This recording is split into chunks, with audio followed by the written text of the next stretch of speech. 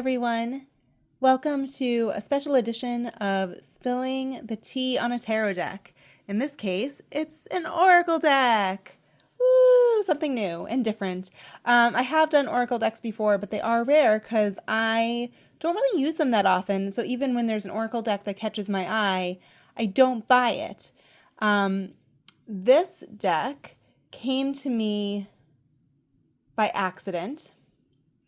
Occasionally I am asked to review some decks for a company, and they were going to send me a new Oracle deck, and I got this in the mail, and this is not what they were supposed to send me, but they said I could keep it, and this is a case of, I think, if something's meant for you, it finds its way to you. So I'm actually interested to see how this deck can help me, because I think... Well, I do believe that it found its way to me for a reason, is what I'm trying to say. But anyways, I did tell them that I would also do a review of it since I did get it for free, even if it was by accident.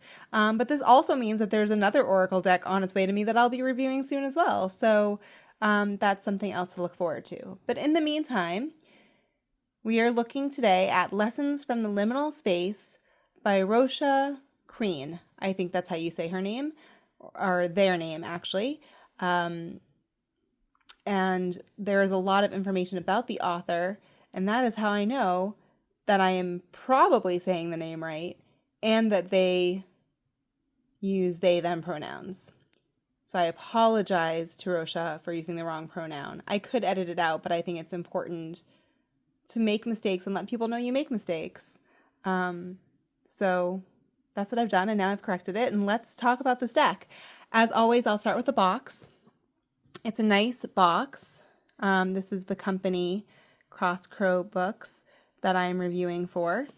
I will still give it an honest review, don't you worry. The back has good information. And when you open it up, which I'll do off camera because it's a little tricky. It's a really good box, which means it takes a minute to open it. Okay, there we go. So, the cover has this nice quote in it, which I really like. And then, the rest of the box. The cards don't fit the whole thing, so it has this nice spacer for you as well. So that's the box. Inside the box, obviously, are the cards. Ooh, now I'm having trouble closing the box. All right. So we have a title card here, and I guess this is also a title card. So 2 title cards that tell you more about the deck itself. And then this is the deck. So I'm just going to go through these. They're numbered, and right now they're in order.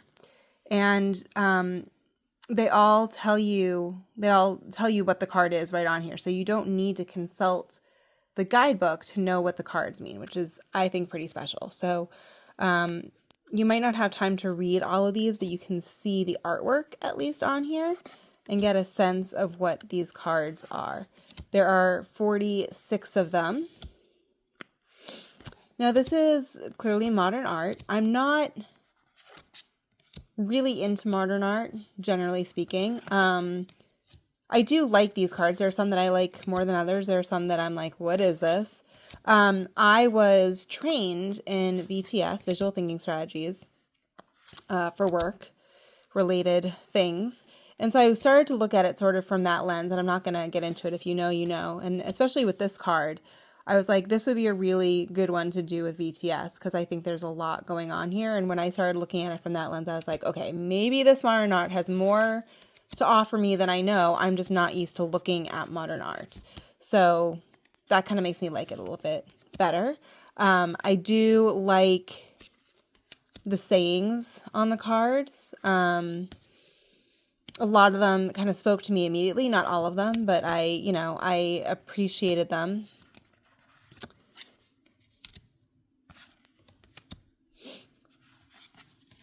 And I'm blocking some of the words with my thumb as usual. I did go through this once just to make sure I knew what I was looking at before I reviewed it. And when I came to this card, Actually, before I came to this card, I could kind of see it peeking out, and I thought, ooh, I'm going to like that one because it reminds me of a tartan. It doesn't remind me of a tartan as much as I think it does when I see it peeking out, but that's my initial thought. So I thought I'd share it. I mean, I think some of them are questions, some of them are things like intention is surrender. When intention is clear, so is the path. I mean, on one hand, that's a given, but like if you pull this, right, maybe it will help you figure out what your intentions actually are, like to say them out loud so know what you want and you can actually go for it and be purposeful. So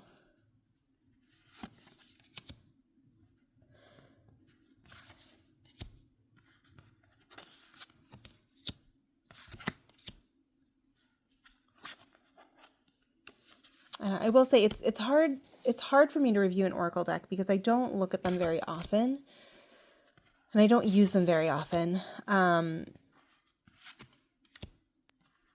So my initial reaction was like, oh, modern art. But like, I really like that the cards, you don't have to look up what the cards are. It's right here. Like, I think the first oracle deck I bought, it was actually Goddess Guide Me, which also has dice and is kind of a game, but kind of not a game. But like, if you don't know who the goddess is, which I didn't know a lot of them at the time. I still don't know all of them, but there were more then that I didn't know when I first got it. And so you have to look up who the goddess is and what they mean. And even if you do know the goddess, like you still have to look up what the actual card means. You might be able to sense it, but you might not, or I don't know. So it is what it is. This one, it tells you what it is, so you don't need the guidebook, but this is a nice thick guidebook. And it has a lot of information. You can see from the table of contents, there's a lot. It starts off by telling you what liminal space is. I mean, there's literally a definition. It was something that I was familiar with. It's a lot of information. And then it talks about liminal deities. We have Hindi, and I can't even say what that is. Roman, Greek, Chinese, Etruscan. Like, it covers, African, Norse. It covers a lot of different mythology here. So, there's probably something for you in here.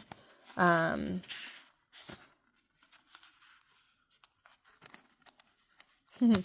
just laughing a little bit because it does have Jesus Christ in here along with all the other deities. And when you think of that, like I don't usually lump him in with the others, but it's kind of funny in my personal opinion. Anyways, and then it has the rituals. So what you can do with these cards. And there's a daily pull, but it tells you what the whole ritual is and what to say and what to ask.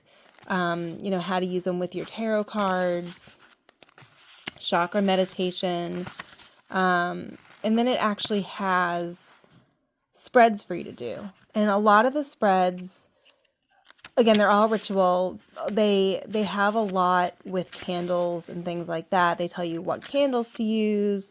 So like this one tells you, specifically you need a yellow candle or frankincense incense, a red candle, a blue candle or a small container of water, a black candle or a black crystal such as black tourmaline, etc., etc. And that's great. I don't like that because I cannot burn things in my apartment. I've never lived in a place where I can burn things. So yes, you could have these things that are representational and not burn them, but I still have to go out and buy them, and I don't buy them because I can't use them. So for me, in my practice, and I know this is kind of rare that people don't burn incense or candles, but like I don't want to have to go get these things. So I don't think it really matters. I think it's the intention, right? But this guidebook is very witchy in its rituals and like how you need to have all the sort of, I'm going to call them props, or there's a better word than props that go with it. But the point is there's a lot of rituals in here, a lot of spreads, which is very cool. There's a whole closing word section in here. And then there's a lot about the author. So, it doesn't tell me how to pronounce their last name, unfortunately, but it says right there, Rosha. So hopefully I'm saying your name right. If not, I do apologize. I'm not great with pronunciations. Oh gosh, I'm having trouble flipping pages. And then, lots of thank yous. So anyways, it's a really, I haven't read everything in the book. I read like a little bit of the first chapter, but there's a lot in there, a lot to be gleaned. If you are someone who likes ritual, if you're someone who uses oracle cards with candles or incense and crystals, if you consider yourself witchy or looking for something to kind of get you partway there, this might be a good deck for you. It's also interesting that we're talking about like getting partway there because it's about liminal spaces, and my, I guess, keyword for understanding liminal space, and this is before getting this deck. So this is from me, not from the deck, but is threshold, right? So like if you literally stand in a doorway in between two rooms, two spaces, you're in a liminal space. Midnight, that like second that midnight chimes, or like right before it chimes, when it's switching from 11:59 to 12 and it's one day to the next, that's a liminal space. There was actually an episode about an episode of Charmed, the original Charmed, that had fairies, and I don't know that they used the term liminal space. They might have used the word threshold, which is why it might be stuck in my mind. But they definitely use that particular time, that liminal space, and thresholds in the episode to see fairies and to be able to help whoever the innocent was for that particular episode. So anyways, my point being that, so if you are in a gray area, if you're in a liminal space of sorts, of being a so-called civilian but wanting to learn more about Wiccan or witchcraft or those types of rituals, this might be a great way to get you there. And it's just funny that that would sort of put you in a liminal space, and the deck is about liminal spaces. Liminal spaces are magical. They're full of endless possibilities. And so lessons from the liminal space just feels like a really cool place to be and to learn from. And so I am grateful that this deck found its way to me. I'm looking forward to testing it out and using it. As far as a review, I like it. It's not one that I would have bought for myself. I mean, I don't really buy oracle decks, but if I did, I don't know that I would have, seen the artwork of this and bought it for myself. But I do feel connected to the idea of liminal space. I do like learning. I'm a teacher by trade. So, lessons from the liminal space, the title of it is very appealing to me. I think the two biggest draws that this deck has is, one, that you don't need the guidebook to understand what meaning the card has for you. And of course, beyond just what this says on it, just looking at this first card, I choose freedom over the opinion of others, which is a great lesson. But I mean, if you meditate on the card with that phrase, right, like you're going to get more out of it as well. But you don't need the guidebook to help you get there. And I really like and appreciate that. Especially as someone who is primarily a tarot reader, because deck to deck, the meanings don't really change. The nuance might, but the meaning doesn't, with a few exceptions. So with an oracle deck where the meanings are changing, like I'm not going to be memorizing these cards, and I don't want to have to flip through a book because I don't do that for tarot, unless I'm in a learning mode anyways. So this is helpful to me in that way. So that's one. Two, even though I don't need the guidebook, I appreciate that this guidebook is so chock full of things, information and uses, which are things I look for with tarot decks as well. So, this is an oracle deck that really wants to be used, wants you to learn, and I appreciate that. So if this is a deck that you're interested in,